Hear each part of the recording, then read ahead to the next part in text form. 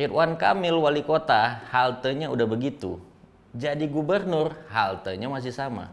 Ternyata ujungnya bukan buat calon penumpang, itu halte jadi kamar tidur buat pemulung, buat homeless. Yang dibutuhkan adalah alat transportasi yang bisa menjangkau mereka semua. Maka disebut harus ada Trans Jabodetabek Jur. Percepat pembangunan dan konektivitas LRT dan MRT sampai ke titik-titik mereka. Pramono Anung menawarkan work from everywhere. 2 hari di kantor, 3 hari bebas. Dan beliau udah implementasikan saat jadi sekretariat kabinet.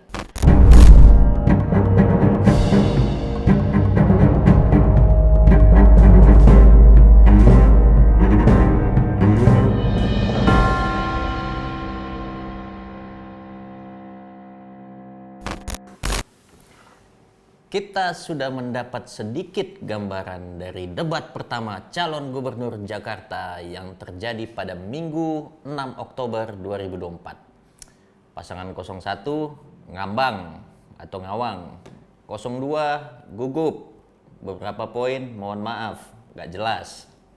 03 jelas, lugas, solutif. Sampai 02 mendoakan calon 03 jadi presiden.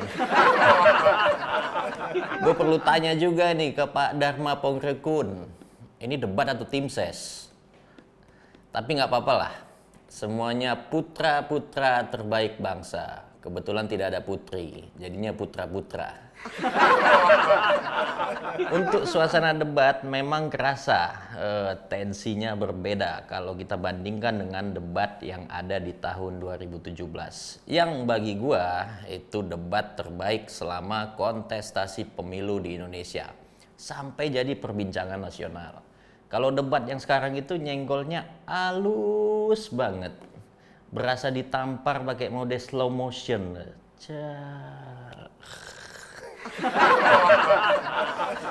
Kemarin tema debatnya adalah penguatan SDM dan transformasi Jakarta menjadi kota global.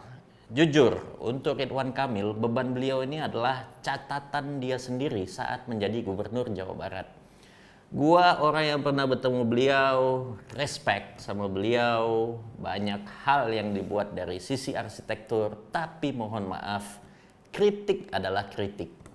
Arsitektur yang dilakukan Ridwan Kamil itu tidak menyelesaikan persoalan wilayah yang pernah dia pimpin. Gue itu pernah tinggal di Bandung 10 tahun, kuliah di sana ngambil jurusan desain komunikasi visual. Dan pada saat itu dosen menugaskan kita untuk mencari satu topik yang ada di sekitar diri kita, yang menurut kita itu gak banget, tapi harusnya itu ada potensinya. Kemudian itu harus di rebranding ya bahasanya itu, dan dikampanyekan. Sebatas tugas, gua memilih halte bus Trans Metro Bandung karena memang bagi gua itu gak banget. Tapi bagi gue ini harusnya berpotensi sebagai pelayanan publik yang baik. Coba lu bisa cek di Google sekarang. Halte bus Metro Bandung. Keluar semua tuh gambar-gambar. Ridwan Kamil wali kota, haltenya udah begitu. Jadi gubernur, haltenya masih sama. Ternyata ujungnya bukan buat calon penumpang. Itu halte jadi kamar tidur buat pemulung. Buat homeless. Saking tak tepat sasarannya, saking tidak pernah diurus.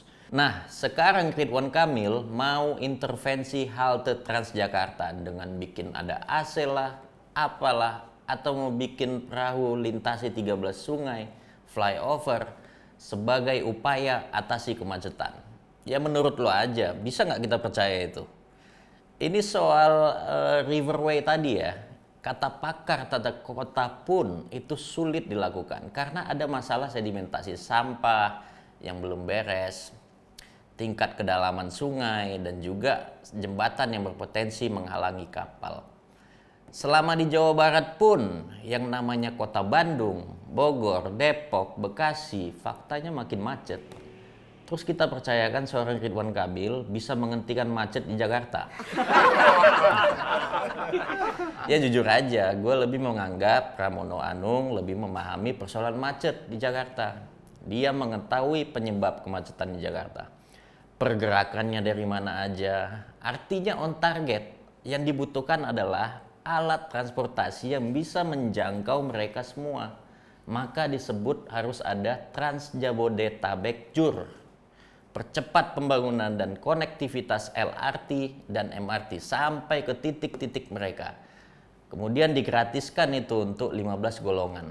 Artinya Pramono Anung mendukung konsep aglomerasi yang sudah disahkan itu. Masyarakat Jawa Barat sering bergerak ke Jakarta. Karena fakta ini, maka antar kepala daerah wajib komunikasi, menciptakan solusi untuk kebaikan bersama. Udah nggak bisa lagi lo, gue, nggak laku bos. Harus kolaborasi. Kolaborasi itu tidak melulu dengan pusat, tapi juga dengan daerah lain. Per hari ini, angkutan satu-satunya yang mampu menjangkau yang jauh-jauh ini ya cuma KRL. Itu pun luar biasa padatnya. Makanya banyak orang memilih menggunakan kendaraan pribadi karena tidak merasa nyaman. Perginya stres, napas ketemu napas, desak-desakan, susah gerak, pulang pun begitu. Kebayang ketiak siapa yang dicium itu. Misalnya ada COVID lagi, selesai semua itu. Mending macet-macetan lah, yang penting ketenangan dan kesehatan tubuhnya tidak terganggu. Jadi udah tepat lah itu, Pramono Anung itu targetnya menjangkau lebih banyak. Ini kan melanjutkan sekaligus mengembangkan ide yang dibawa gubernur sebelumnya. Kalau gubernur sebelumnya hanya berpikir untuk kawasan Jakarta saja, ya Pramono Anung harus mengembangkan itu sampai ujung Jabodetabek Jur, kira-kira begitu. Tapi gue juga tidak mengenyampingkan apa yang Dharma Pongrekun sampaikan. Contohnya memastikan jeda angkutan umum 10 menit sekali. Budaya antri masuk ke kurikulum. Dan membuat compound tersentralisasi dengan tempat tinggal, pasar, sekolah, dan simpul transportasi terkonsolidasi pada jarak 500 meter. Itu ide sederhana, bisa diimplementasikan. Artinya mungkin misalnya Jack Linko itu bisa masuk ke dalam-dalam tuh jalan-jalan kecil. Kemudian terkoneksi dengan busway atau MRT, LRT. Keren juga itu. Jadi orang dari rumah itu dekat mengakses transportasi. Apalagi kurikulum antri itu penting buat anak-anak baru. Memang negara kita ini susah banget antri. Anak presiden aja nggak mau antri nungguin umur. Apalagi masyarakat di bawah. Ada poin yang bisa kita dapatkan dari pasangan nomor 2 ini, meskipun di awal-awal kelihatan gugup. Hal yang bisa gue terima dari Ridwan Kamil adalah work from home bergiliran. Ini bisa diimplementasikan kalau Ridwan Kamil mau fight ke pengusaha. Tapi sialnya Pramono Anung menawarkan work from everywhere. 2 hari di kantor, 3 hari bebas. Dan beliau udah implementasikan saat jadi sekretariat kabinet. Dan soal PHK, Ridwan Kamil menawarkan support duit 3 bulan.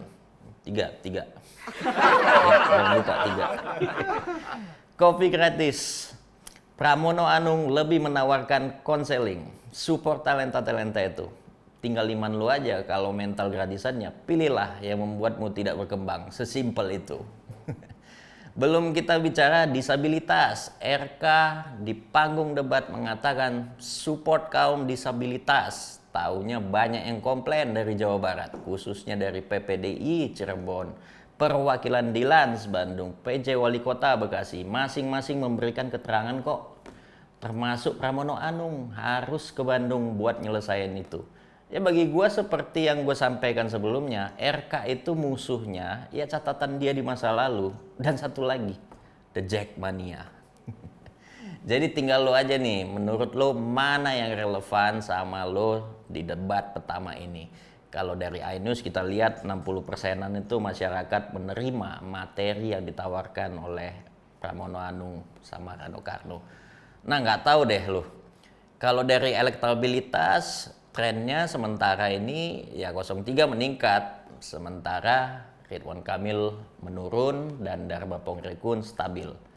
Gua mau tahu pendapat lu, tulis di kolom komentar dan sampai jumpa di kekacauan berikutnya.